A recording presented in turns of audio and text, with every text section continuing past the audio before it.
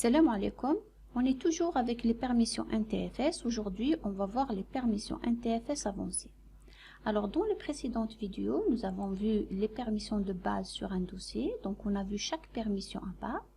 Également, nous avons vu les permissions de base sur les fichiers. Donc, on a vu chaque permission.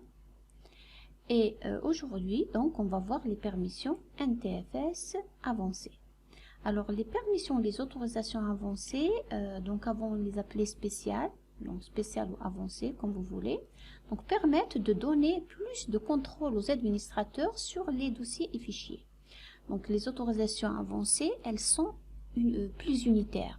Donc c'est-à-dire que chaque permission, donc elle sera divisée en plusieurs permissions plus granulaires en quelque sorte.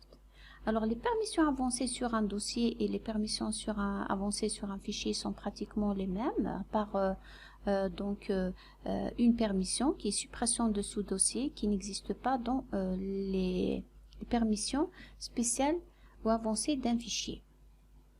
Alors, on va voir donc chaque permission, les permissions avancées de chaque permission de base.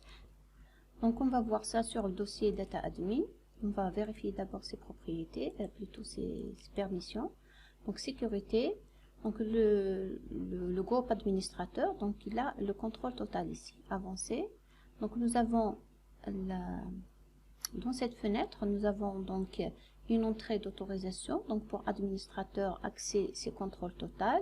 Hérité, aucun. Donc, on a désactivé, si vous vous rappelez, on a désactivé l'héritage. Voilà, donc si on choisit d'abord donc une entrée, on fait modifier. Voilà, donc dans cette fenêtre, nous avons le principal qui est administrateur, le type d'autorisation autorisé ou refusé, s'applique à donc ce dossier, les sous-dossiers et les fichiers, etc. Donc là, on a les autorisations de base qu'on a déjà vues. Donc, et à gauche, donc en cliquant sur les fichiers, afficher les autorisations avancées, donc nous avons les autorisations avancées. Donc vous voyez que c'est donc plus unitaire et plus spécifique. Ok, donc on va voir par exemple,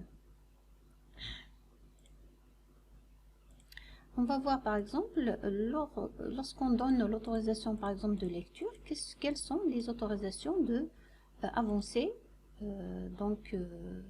correspondantes à l'autorisation de base de lecture. Donc appliquer, je fais OK, on fait avancer, on choisit le principal administrateur, modifier. Alors donc l'autorisation de base, c'est lecture, afficher les autorisations avancées. Donc pour la lecture, donc nous avons liste du dossier lecture de données, attributs de lecture, lecture des attributs étendus et autorisation de lecture. Donc c'est ce qu'on a ici. Donc les permissions avancées pour la permission de lecture. Voilà.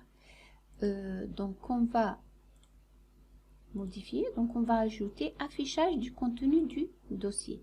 Donc on va afficher le contenu de dossier, appliquer, OK. Avancer. Voilà, donc on trouve deux entrées d'autorisation. Donc par exemple celle-là de tout à l'heure, donc modifier donc lecture. Voilà, donc c'est voilà. Et les autorisations, donc affichage du contenu du dossier, vous remarquez que voilà, modifier. Cette permission, donc elle est appliquée uniquement à ce dossier et les sous-dossiers. Elle n'est pas appliquée au fichier, contrairement à lecture. D'accord? Donc on voit lecture, exécution, affichage, voilà, donc affichage du contenu du dossier, etc. Voilà, donc ok, donc on va essayer de modifier encore. Donc on va ajouter lecture et exécution. Appliquer, OK, donc avancer.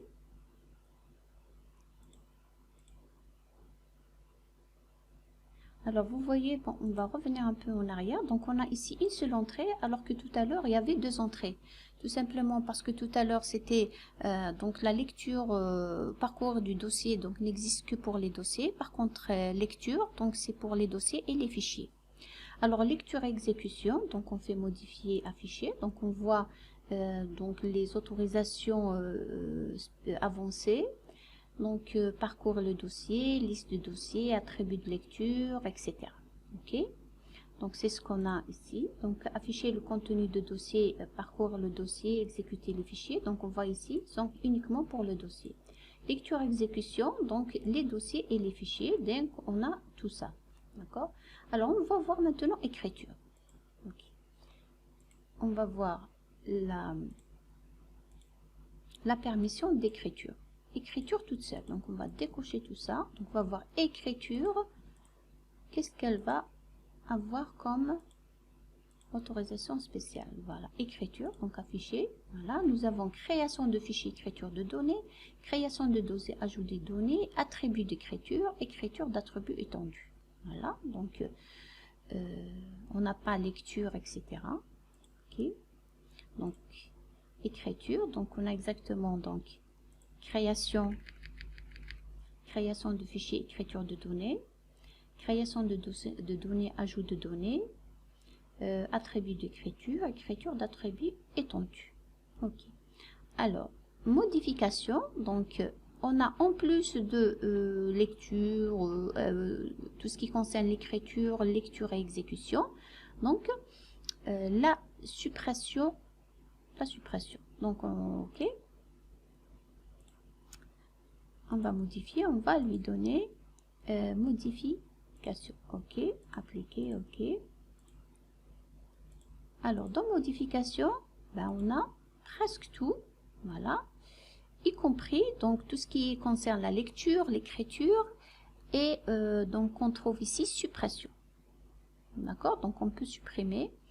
La suppression de sous-dossier et fichier donc n'est pas disponible dans la modification. Je fais OK. Maintenant, on va voir le contrôle total, appliquer OK. Voilà, donc contrôle total, on va avoir toutes les autorisations avancées, donc y compris suppression de sous-dossiers et fichiers. Voilà, donc ok, donc voilà les autorisations spéciales de chaque permission de base. Alors, on va voir un exemple ou deux exemples. On va voir un exemple, donc autoriser la modification mais pas la suppression, donc sur un dossier. Donc on revient sur le dossier Data Admin, on va vérifier d'abord ses propriétés, donc sécurité. Il a le contrôle total. Donc si on fait avancer, modifier, donc on a toutes les autorisations avancées qui sont cochées, donc il a le contrôle total. Qu'est-ce qu'on veut maintenant? On veut l'autorisation de modification. Donc on modifie. L'autorisation de base, c'est l'autorisation de modification. Voilà. Appliquer, OK. Mais pas la suppression. Donc si on laisse donc modification, donc on va juste rappeler qu'est-ce qu'on peut faire avec modification. Donc je peux par exemple dossier, donc je peux créer un dossier, je peux le renommer. Voilà. Et je peux le supprimer. Donc la même chose, je peux créer un fichier, je peux le renommer et comme je peux le supprimer. Qu'est-ce qu'on va faire? Donc on va essayer de supprimer, donc on va laisser tout ce qui est permis dans la modification, mais en empêchant la suppression. Donc avancer, donc on laisse tout, sauf qu'on va décocher suppression. On va décocher suppression, je fais OK, appliquer OK, voilà. Donc on revient maintenant à notre dossier. On va créer, est-ce qu'on peut créer un dossier? Oui. Mais est-ce qu'on peut le supprimer? On ne peut pas. Est-ce qu'on peut supprimer les dossiers qui existent déjà? On ne peut pas. Est-ce qu'on peut supprimer un fichier? On ne peut pas. Voilà. Et la même chose, on ne peut pas modifier le nom. Renommer, on ne peut pas renommer un dossier parce que c'est comme si on l'a supprimé. Voilà, donc on ne peut pas supprimer des dossiers. Donc voilà, donc avec les autorisations avancées, on a pu donc laisser l'utilisateur ajouter et donc créer des dossiers, etc., mais pas supprimer les dossiers, tout en laissant l'attribut modification. Voilà.